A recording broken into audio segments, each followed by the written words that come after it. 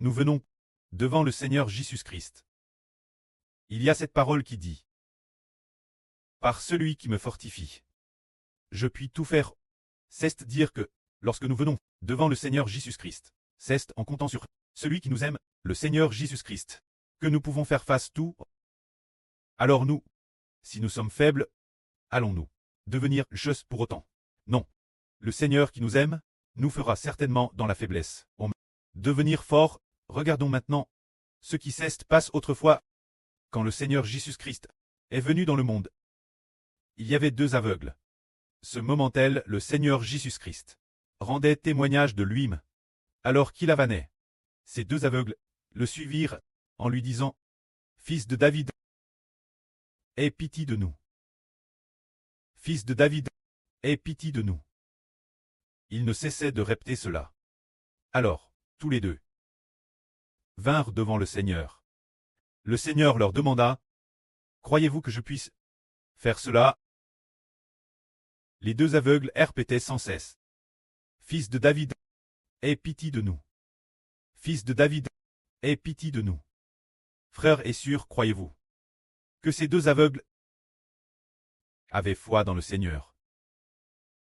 S'ils n'avaient pas eu foi en lui, ils n'auraient pas dit « Fils de David, aie pitié de nous. » Ils avaient donc foi dans le Seigneur.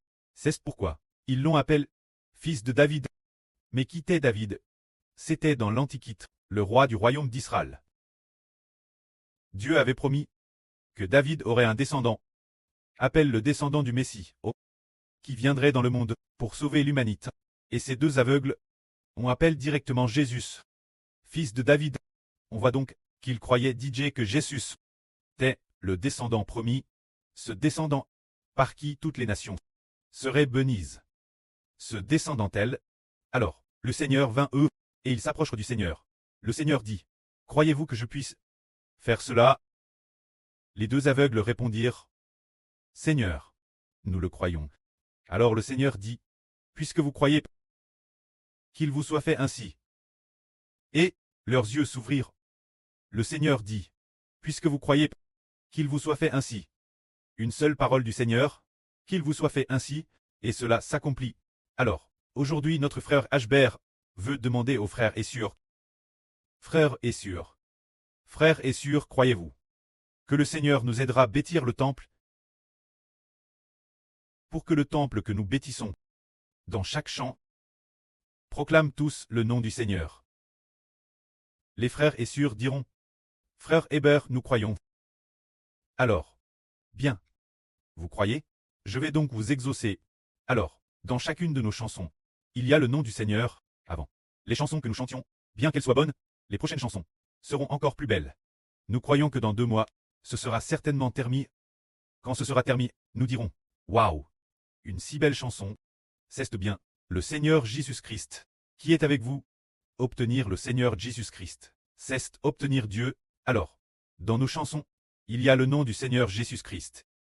Concernant la création de chansons contenant le nom du Seigneur Jésus-Christ, cette affaire, l'origine, frère Hbert pensait à nos anciennes plus belles promesses ont déjà été crées en deux. Et cela a pris beaucoup de temps. Devrait-on reconstruire? Il citait tout le temps. Si on reconstruit, ce projet sera immense. Parce que reconstruire signifie que frère Hbert doit d'abord recréer ses chansons. Une fois créées, ensuite, les envoyer, certains frères et sœurs correspondants pour les réaliser. Cela signifie que cela prendra beaucoup de temps. Et pour les frères et sœurs, en devoir reconstruire ne sera-ce pas difficile. Plus tard, hier soir, il a te poussé dire qu'il fallait reconstruire. Puisque c'est par notre foi, et frère Hbert est le près de la nation. Le près de la nation, est-ce en engendrant beaucoup d'enfants? Et ensuite, en ayant des enfants? Non. C'est par la foi qu'il est devenu le près de la nation. Et non pas par autre chose. C'est par la foi au nom du Seigneur Jésus-Christ qu'il est alors devenu le près de la nation d'Israël du Nouveau Testament.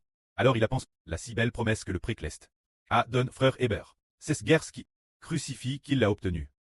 Permettant frère Hbert de devenir le près de la nation. Grèce notre près, le Seigneur Jésus-Christ. Alors c'est Grèce qui crucifie et donnant sa vie. Que frère Hbert est devenu, dans l'Apocalypse, le soleil du Nouveau Testament d'Israël. Oh, c'est aussi Grèce au nom du Seigneur Jésus-Christ. Alors cette Grèce qui crucifie, que frère Héber peut s'asseoir, la droite de son traîneux. C'est aussi Grèce au nom de Jésus-Christ. Et cette Grèce qui crucifie, que frère Héber peut s'asseoir sur le traîneau de Dieu. Devenir le bébé de l'Apocalypse. Assis sur le traîneau, pour très Dieu, c'est aussi par le nom du Seigneur Jésus-Christ. Alors plus j'y pense, moins cela me semble correct, puisque tout est par le nom du Seigneur Jésus. Si, lors de la reconstruction du temple, la plus belle promesse, la plus importante, la bénédiction de Dieu pour la part d'Israël, n'a pourtant pas associé le nom du Seigneur Jésus-Christ. Alors comment cela ne tient pas debout? Alors j'ai pen, d'accord. Alors prenons une décision ferme, par la foi et par l'amour du Seigneur, par l'amour du précleste. D'Erpini ce que, dans chaque chanson, il y ait le nom du Seigneur Jésus-Christ. Que tout soit proclame au nom du Seigneur Jésus-Christ. C'est pourquoi ce temple construit cette fois-ci.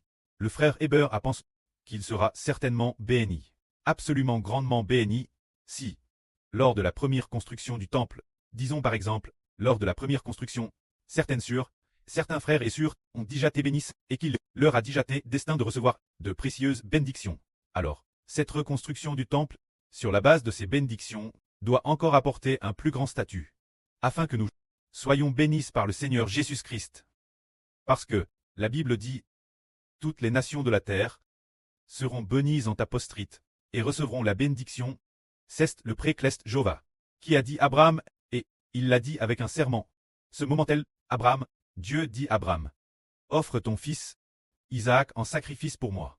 Alors Abraham a vraiment offert son fils Isaac, et puis, il attire le couteau, s'apprend immoler Isaac, et puis, au moment de brûler Isaac, sur l'autel, l'ange l'a immédiatement arrêté en disant, Abraham, Abraham, arrête ton geste, ne fais surtout pas de mal cet enfant.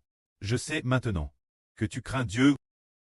Abraham tourna la tête et vit qu'il y avait un blier retenu par les cornes dans un buisson. Alors, Abraham prit le blier pour l'offrir en holocauste la place de son fils Isaac. Ce moment-là, Dieu jura depuis le ciel de bénir Abraham. Dieu jura ainsi. Puisque tu as fait cela, et que tu n'as pas pargné ton fils, ton unique Isaac, pour me le refuser, c'est pourquoi je élève la main, et je jure par moi-même. C'est Dieu qu'il veut la main et jure. 1. Appelle le serment d'Abraham. Dans ce serment, il y a la bénédiction en Jésus-Christ. Dieu a juré que toutes les nations seraient bénies en Jésus-Christ. Dieu a juré, disant Abraham, en matière de bénédiction, je te bénirai richement. Dieu a dit, je le jure par moi-même. En bénédiction, je te comblerai de bénédictions. Quand la descendance, je multiplierai ta descendance. Comme l'étoile du ciel et le sable au bord de la mer, toutes les nations de la terre seront bénies en ta postérité et obtiendront la bénédiction. Alors, cette dernière phrase dit, toutes les nations de la terre seront bénies en ta postérité et recevront la bénédiction, frères et sœurs. Savez-vous que ce qui est dit ici, toutes les nations de la terre seront bénies en ta postérité et recevront la bénédiction, qui est la postérité, ici. Cette postérité, c'est le fondement sur lequel nous bâtissons le temple. C'est dire le Seigneur Jésus-Christ. C'est dire que toutes les nations de la terre seront bénies en le Seigneur Jésus-Christ. Et cette bénédiction, elle est donne Israël. Finalement, nous découvrons que ceux qui sont bénis parmi toutes les nations de la terre deviennent tous les enfants de l'Israël de la Nouvelle Alliance. Tous, ceux qui croient en Jésus-Christ, deviennent tous les enfants et descendants du frère Ashber, deviennent tous les enfants de l'Israël de la foi, et toutes les nations de la terre, bénies en le Seigneur Jésus-Christ. Le Seigneur Jésus, a aussi dit cela à Ashber. Proclamez le nom du Seigneur, rité de ritage du Seigneur, c'est dire, laissez le frère Ashber proclamer le nom du Seigneur. Comment le proclamer? Est-ce que le frère Ashber le proclame seul en disant, nous, au nom de Jésus-Christ, nous proclamons ainsi, non seulement cela, mais dans les chants, chaque chanson proclame le nom du Seigneur. Ainsi, toutes les bénédictions concernant le Seigneur Jésus-Christ, tout ce que le précleste a promis au Seigneur Jésus-Christ, nous est entièrement attribué. Nous pouvons donc dire que composer des chants, ceux qui ont la bénédiction de les composer, combien ils sont bénis, c'est précisément pour cette raison. Alors, puisque nous sommes, par le nom de Jésus-Christ, rendus nobles, sauf par le nom de Jésus-Christ, ne serait-ce pas que nous, par le nom de Jésus-Christ, sommes bénis? c'est par le nom de Jésus-Christ que nous sommes bénis. Lors de la construction du temple, quand Dieu a donné Salomon de bâtir le temple, David a dit Salomon, tu devais pour le nom de LN Jéhovah mon Dieu. Bâtir un temple, c'est dire, tu devais pour le nom de mon Dieu Jéhovah. Bâtir le temple, dit tout particulièrement, c'est le nom de Jéhovah. Bâtir le temple, c'est dire le nom de Jéhovah. Dans ce temple, maintenant, nous découvrons le nom de Jéhovah. Bâtir le temple, ce temple deviendra le Seigneur Jésus-Christ. Alors, le nom du Seigneur Jésus-Christ est le temple de Jéhovah. C'est merveilleux. Le temple de Dieu devrait avoir une maison concrète ou un grand bâtiment pour que nous puissions voir, disant que c'est le nom de Jéhovah. Le temple cide le nom. On devrait dire, le temple de Jéhovah est le temple du nom de Jéhovah. Devrait nous permettre de voir un bâtiment, n'est-ce pas? Ah, c'est l'Ancien Testament. L'Ancien Testament, c'est qu'il doit y avoir une maison visible, une maison luxueuse comme une villa. Et ainsi, appelle le temple, c'est Salomon, qui a bâti le temple bâti par Zorobabel. Mais maintenant, le temple de notre précleste est invisible, l'île nue. Quant au temple du précleste, Madame l'Apocalypse dit qu'il n'a pas vu, dans la ville sainte, n'a pas vu le temple de Dieu. Plus tard, on a découvert qu'En Ralit, le Seigneur Jésus-Christ et Jéhovah, sont le temple de Dieu. Plus tard, nous avons découvert le nom de Jésus-Christ. Le nom de notre Seigneur Jésus-Christ est le temple de Dieu. Puisque le précleste y allait son nom, pour que le nom de son Fils devienne son temple, et devienne aussi tout ce qu'il a béni, nous devons, par le nom du Seigneur Jésus-Christ, devenir nobles. C'est pourquoi notre champ, ensuite, le champ de construction est encore plus beau. Nous avons probablement, pas mal de champs. Des champs avec 9 lodis. Pas encore bêtises. Ces champs aux 9 lodis vont peut-être un peu plus nombreux. Que l'origine, ce champ, est la partie de la plus belle promesse. Cette partie, quand sera-t-elle bêtie, peut-être dans environ un demi-mois. Quelle pourra être bêtier, maintenant, c'est hier soir, que a commencé, le frère Heber a comment modifier, oui, le lancement des modifications. Et puis, une fois que ce sera PRT, ce sera divisé en plusieurs mélodies. Ainsi, selon cette fois-ci des 144 trompettes. La distribution aux frères et sœurs. Choisir les frères et sœurs qui ont bien qu'éreux auront la bénédiction de bâtir la partie de la plus belle promesse. Quand la partie de la plus belle promesse, il y a 9 lodis pour la bâtir. Si les personnes qui ont bien construit, alors, frère Heber dit que ceux qui ont bien construit, alors dans les petites choses, remises aux frères et sœurs, toutes bien construites. Alors, pour les grandes choses plus honorables, Dieu veut promettre, donner la promesse de la nouvelle terre, donner la promesse du royaume des cieux, donner la promesse des preurs et des rois, de toutes les bénédictions, donner pour que frère Heber obtienne le nom du précleste et le nom du Seigneur, cette promesse, qui devrait être confiée, pour aider construire ensemble, confie aux fidèles. La foi fidèle, assidue et sage, les frères et sœurs qui ont bien construit, car ce n'est pas cause de frère Heber. C'est l'esprit du précleste, qui pousse ainsi. Le Seigneur Jésus-Christ a aussi dit, celui qui est fidèle dans les moindres choses, est aussi fidèle dans les grandes. Si on est infidèle dans les petites choses, alors on est infidèle dans les grandes. Alors, dans les petites choses, bien construites.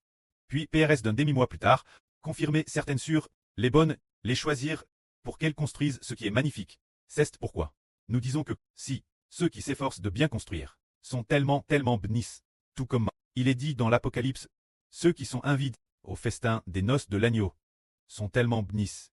Alors maintenant, si, nous avons construit les frères et sœurs des 144 trompettes.